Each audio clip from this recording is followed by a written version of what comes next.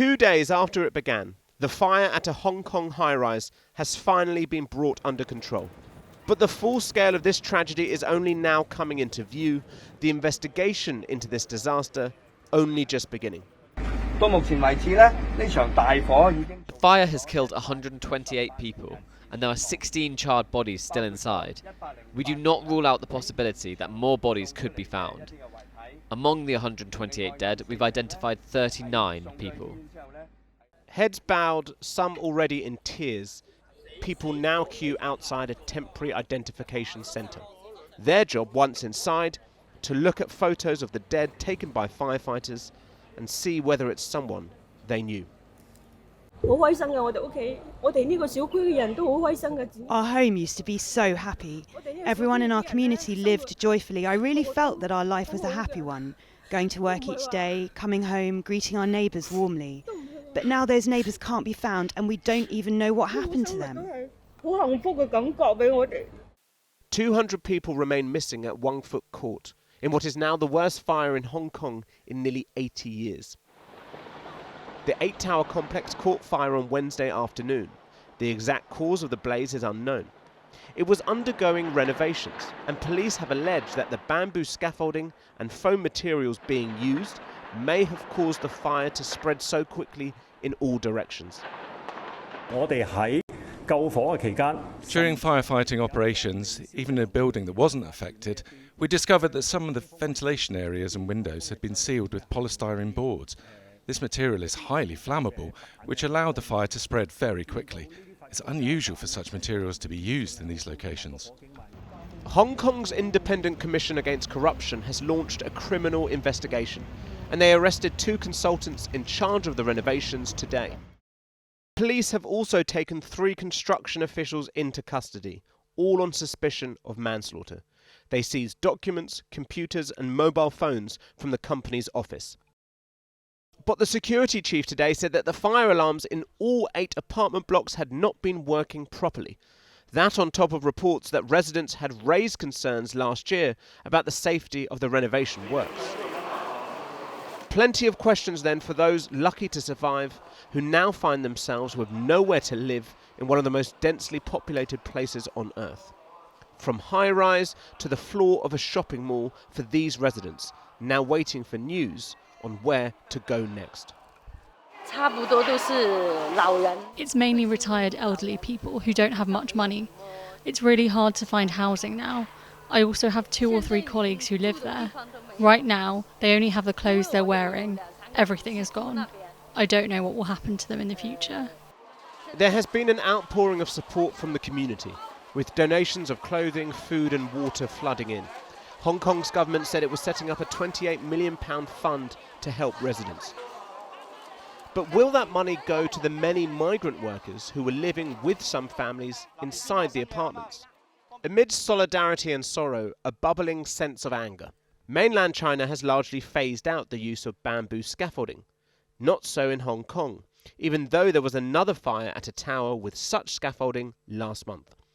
With the death toll expected to rise, so too the questions and the disquiet at how this could have happened and who will be held responsible.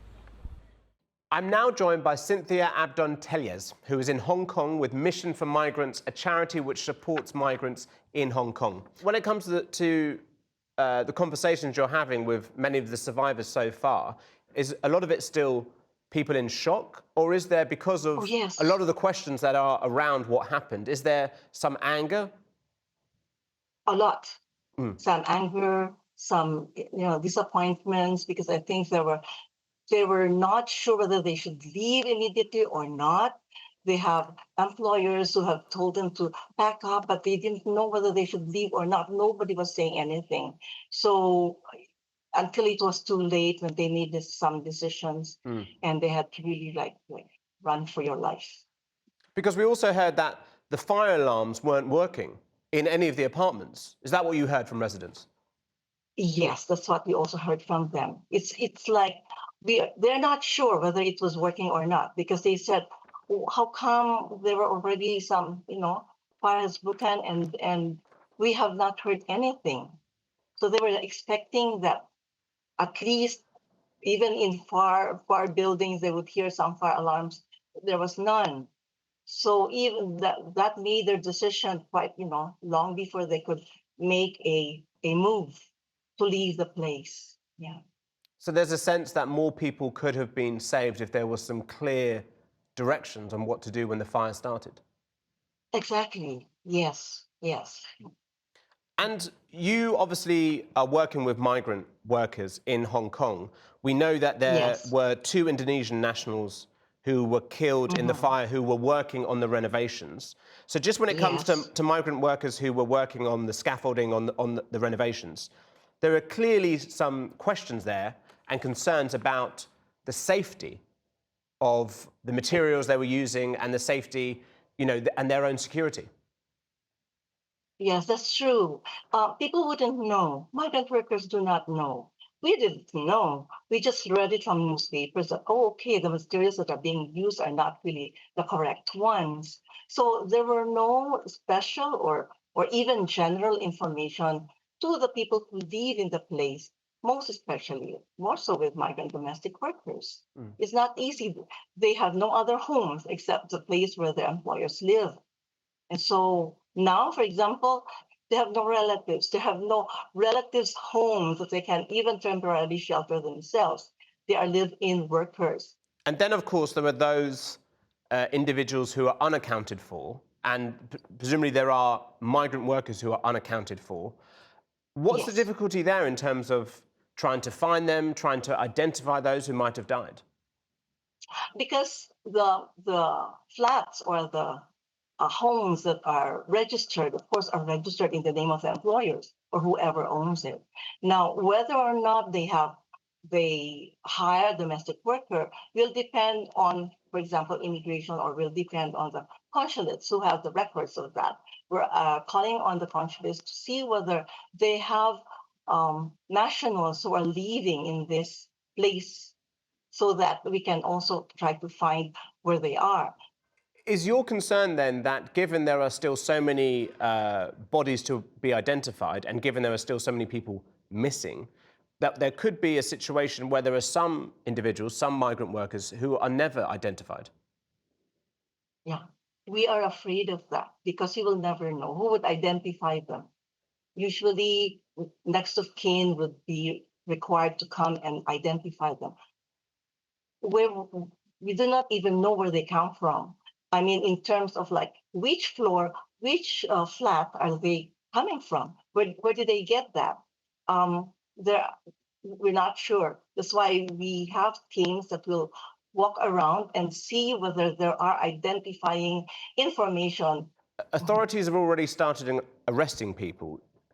Is there a feeling that the investigation, the authorities are moving quite quickly to try and hold some people accountable? Of course, when you read the papers and you see that, or you see the television, people are happy that, okay, at least they are identifying people. We can understand it will not be easy for them to identify, but they know who are behind the building, the construction. And just finally, Cynthia, what should be the priority now from authorities? What do people need most now on the ground? I think basically homes, of course, temporary homes. And we are calling on the government that while they're prioritizing elderly and families, that's natural, please also include in their list migrant domestic workers. They have no homes to go to. They have no relatives who could tell them, come to our house, even temporarily. None. So even for their friends also live with their employers who may not have a space for them. Cynthia Abdin-Teliez, thank you very much for talking to me. Thank you. Thank you. Thank you for your concern.